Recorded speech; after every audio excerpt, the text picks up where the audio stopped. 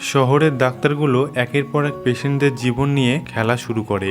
অবশেষে কি তাদের শাস্তি হবে? কথা বলছিলাম 2023 সালে মুক্তিপ্রাপ্ত ছবি ডক্টর বক্সির কথা। তা চলুন কথা না বাড়িয়ে আজকের গল্প শুরু করা যাক।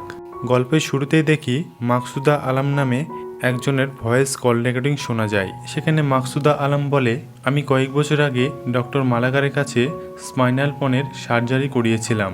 তারপর বেশ কিছুদিন পরে আবারও সেই ব্যথা বেড়ে ওঠে। তারপর আমি ডক্টর মালাকারের কাছে যাই, কিন্তু উনি বললেন আবারও আমাকে সার্জারি করতে হবে। কিন্তু আমার আবারও অপারেশন করার সামর্থ্য নেই। এখন আমার যন্ত্রণায় চোখে অন্ধকার দেখছি। তারপর আমরা জানতে পারি মাকসুদা আলম যন্ত্রণায় সহ্য করতে না পেরে সুইসাইড করেছে। আর এই কল রেকর্ডটা শুনছিলেন ডক্টর বক্সি। তারপর ডক্টর মালাকারের চেম্বারে ডক্টর বক্সি পেশেন্ট সেজে হাজির হয় এবং ডক্টর মালাকার অপারেশন করার জন্য তৈরি হচ্ছিল। তখনই ডক্টর বক্সি উঠে পড়ে এবং বলে, আমার এই সার্জারিতে যে পার্টসগুলো ব্যবহার করছেন সেগুলো আসল তো? ডক্টর মালাকার তখন ঘাবড়ে যান এবং তিনি ধরা পড়ে যান। আসলে ডক্টর মালাকার ডুপ্লিকেট কোম্পানির পার্টস ব্যবহার করে এবং কিছুদিন পরে পেশেন্টগুলো মারা যায়। ডক্টর বক্সি তখন ডক্টর মালাকারকে মেডিকেলের হাতে তুলে দেন। ডক্টর বক্সি হলো একজন ভালো ডাক্তার।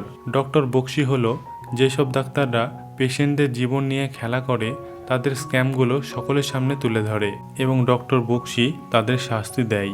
তারপর একদিন ডক্টর বক্সি বাড়ি ফেরার পথে একজন বাইকার ডক্টর বক্সির উপর গুলি চালায়, কিন্তু ডক্টর বক্সি একটুর জন্য বেঁচে যায়। তারপর সেই বাইকারকে পুলিশ থানায় নিয়ে আসে এবং জিজ্ঞেস করে যে ডাক্তারের উপর কেন গুলি চালিয়েছে, কিন্তু সেই বাইকারটা কোনো কিছু বলে না।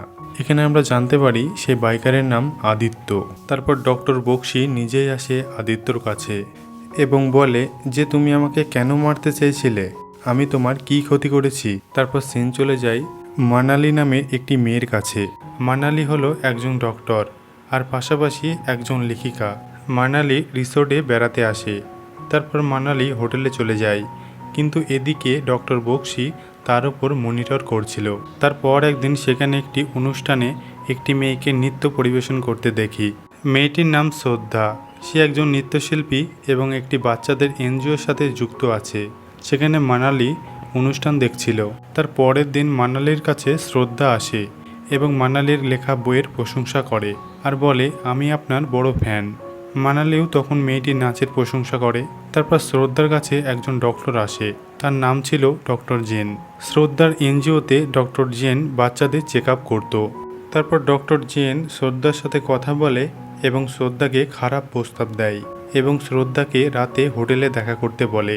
তারপর এদিকে মানালির কাছে জন নামে একজন ফটোগ্রাফার আসে এবং কথায় কথায় জন মানালিকে প্রপোজ করে। মানালি তখন খুব রেগে যায় এবং ছেলেটির মুখে কফি ছুঁড়ে ফেলে এবং মানালি হোটেলের স্টাফকে বলে, একে হোটেল থেকে বের করো, না হলে ওকে আমি মেরে ফেলবো। এবং এই সব ঘটনা দূর থেকে ডক্টর বক্সি সব কিছু লক্ষ্য করছিল। তারপর মানালি হোটেলের রুমে আসে এবং একটু রেস্ট করে।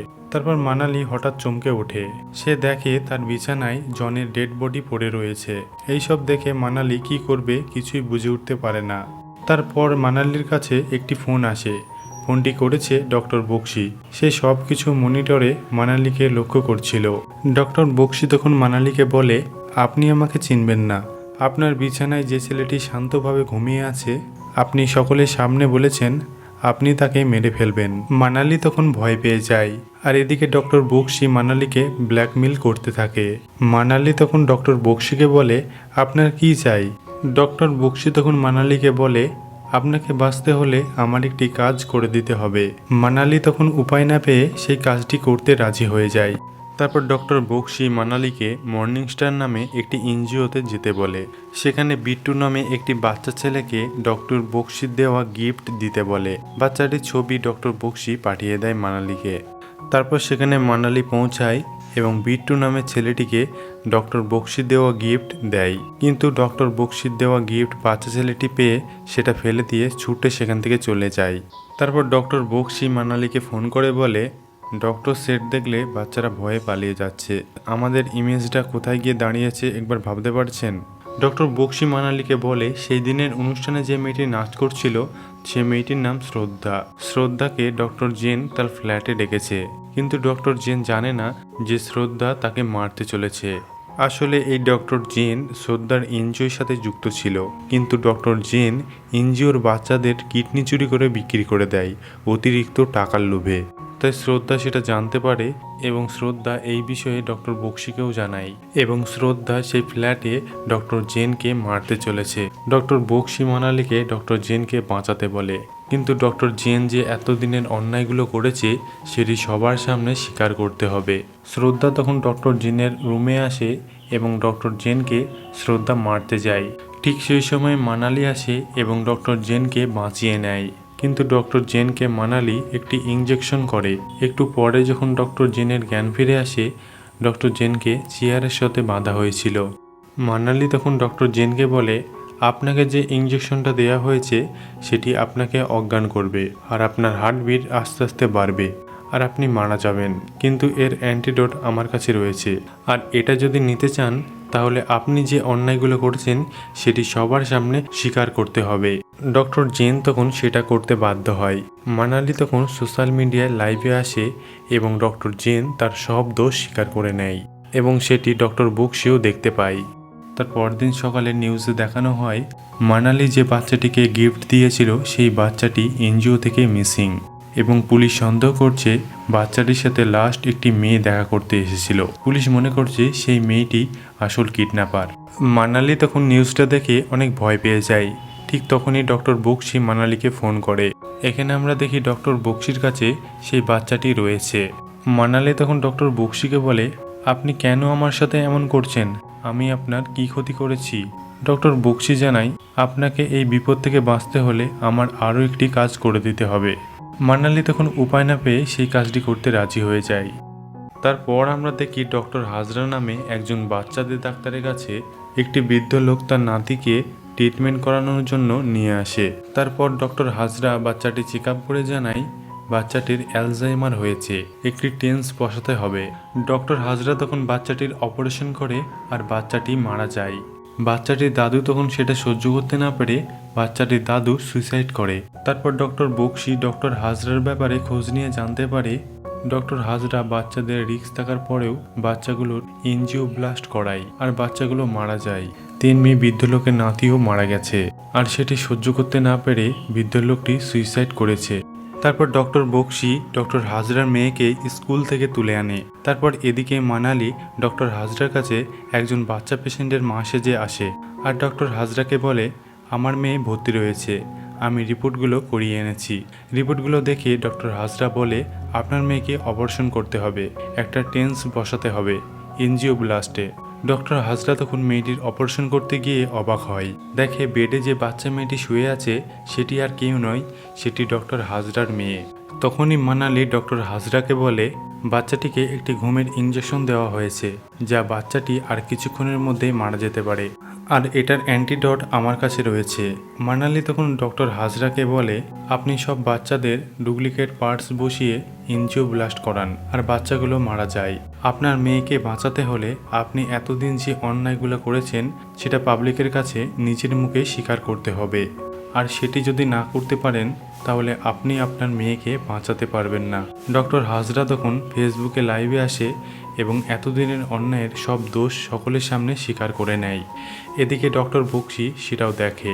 তারপর মানালি হসপিটাল থেকে তার হাজব্যান্ডকে ফোন করে, যেহেতু তার ফোনটা হ্যাক ছিল, কিন্তু সেটা ডক্টর বক্সি জেনে যায় এবং মানালিকে ফোন করে ডক্টর বক্সি বলে, আপনি এই খেলায় রুলস ভঙ্গন করেছেন, তার জন্য আপনাকে শাস্তি পেতে হবে, আর আপনার হাজব্যান্ডকে বাঁচাতে হলে এই লোকেশনে পৌঁছে যাবেন।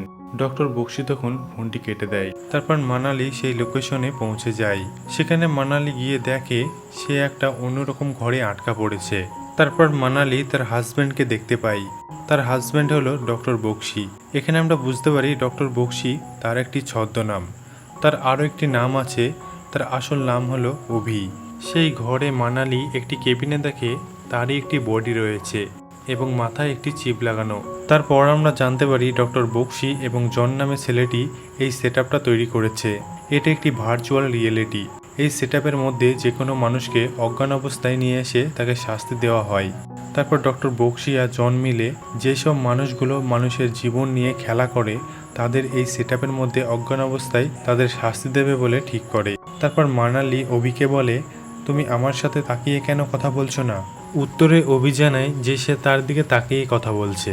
মানালি তখন কেবিনে তার বডিকে দেখে বলে, এসব কি হচ্ছে? আমি কি তাহলে মারা গেছি? অভি তখন বলে, এটা একটা জেল বলতে পারো। এখানে যে লোকগুলো মানুষের ক্ষতি করে তাদের শাস্তি দেওয়া হয়। এটা একটি ভার্চুয়াল রিয়েলিটি। এখানে সেই সব অপরাধীদের রাখা হয়েছে এবং তারা যে অপরাধগুলো করেছে সেই ঘটনাগুলোকে ভার্চুয়াল রিয়েলিটির মধ্যে রাখা হয় এবং সেটা ফিল করতে পারে। মানালি তখন বলে, আমি এখানে কেন? আমি তো কিছু করিনি। তারপর অভি আদিত্যকে ডাকে। আদিত্য হলো সেই ছেলে যে অভির উপর গুলি চালিয়েছিল। আদিত্য তখন সমস্ত ঘটনা খুলে বলে। মানালি একজন ডাক্তার, তারই হসপিটালে আদিত্যর একটি মেয়ে হয়েছিল। তারপর মানালি বাচ্চাটি সুস্থ থাকার পরেও প্রি ম্যাচিওর বেবি বলে ইনকিউবেটরে রাখার নির্দেশ দিয়েছিল অতিরিক্ত টাকার লোভে। কিন্তু তারপরে বাচ্চাটি মারা যায় এবং নার্সকে মালা নিয়ে বাচ্চাটির পরিবারে মৃত্যুর খবর দিতে বারণ করে। মানালি তখন বলে, ইনকিউবেটরে মিনিমাম 2 সপ্তাহ রাখতে হয়, না হলে পুরো পেমেন্টটা পাওয়া যাবে না। তারপর 2 সপ্তাহ কেটে গেলে মানালি আদিত্যকে জানায় যে তাদের বাচ্চা মারা গেছে। আদিত্য সেটা বিশ্বাস করে না। আদিত্য মানালির ওপর খুব রেগে যায় এবং মানালি আদিত্যকে হাসপাতাল থেকে বের করে দেয়। তারপর অনেকদিন কেটে যায়, কিন্তু আদিত্য তার মেয়ের মৃত্যুর শোক এখনও ভুলতে পারেনি। তারপর একদিন ওই হাসপাতালের নার্স আদিত্যকে জানায়, আমি আজ ওই হাসপাতালে রিজাইন করেছি, আর বলে আপনার বাচ্চা সুস্থ থাকার পরেও ইনকিউবেটরে রেখেছিল মানালি, যাতে সে অনেক টাকা লুটতে পারে। এইভাবে বাচ্চাদের জীবনে ঝুঁকি থাকার পরেও অতিরিক্ত টাকার লোভে মানালি এই কাজ করতে থাকে। এটা শুনে আদিত্য সেখান থেকে চলে যায়। আর আদিত্য ঠিক করে সে মানালিকে বাঁচতে দেবে না। তারপর আদিত্য একটা বন্দুক জোগাড় করে এবং সেই গাড়িটার ওপর গুলি চালায় এবং সেখানে মানালি এবং তার হাজব্যান্ড অভি ছিল, কিন্তু গুলিটি কারোরই লাগেনি। তারপর অভি জানতে পারে আদিত্য টার্গেট ছিল মানালি। তারপর আদিত্য মানালিকে কিসের জন্য মারতে চেয়েছিল সেসব ঘটনা অভিকে সব খুলে বলে। তারপর অভি সব কিছু শুনে বুঝতে পারে যেসব দোষীদের অভি খুঁজে বেড়াচ্ছিল সেরকমই একজন তার কাছেই রয়েছে। তারপর অভির জন্মদিনে মানালিকে কিছুদিনের জন্য ঘুরে আসতে বলে। মানালি তখন অভিকেও তার সাথে যেতে বলে, কিন্তু অভি এখন যেতে চায় না। তারপর মানালি একাই যাবে বলে ঠিক করে, যেহেতু মানালি ডাক্তারের পাশাপাশি একজন লেখিকা এবং তার লেখাটাও কমপ্লিট করতে হবে। তারপর মানালি যখন ঘুরতে আসে তখনই ডক্টর বক্সির লোক তাকে অজ্ঞান করে সেই সেটআপে নিয়ে যায় এবং মানালি বুঝতে পারে না যে সে একটা ভার্চুয়াল রিয়েলিটির মধ্যে আছে। তার সমস্ত কিছু রিয়েল মনে হয়। সে যা কিছু এতদিন ধরে করছিল তারই কনসিকুয়েন্স ছিল এবং তার সব ভুল মানালি বুঝতে পারে, কিন্তু ডক্টর বক্সি তাকে ছাড় দেয় না। আর এখানেই মুভিটি সমাপ্ত ঘটে। মুভিটি কেমন লাগলো অবশ্যই কমেন্টে জানাবেন।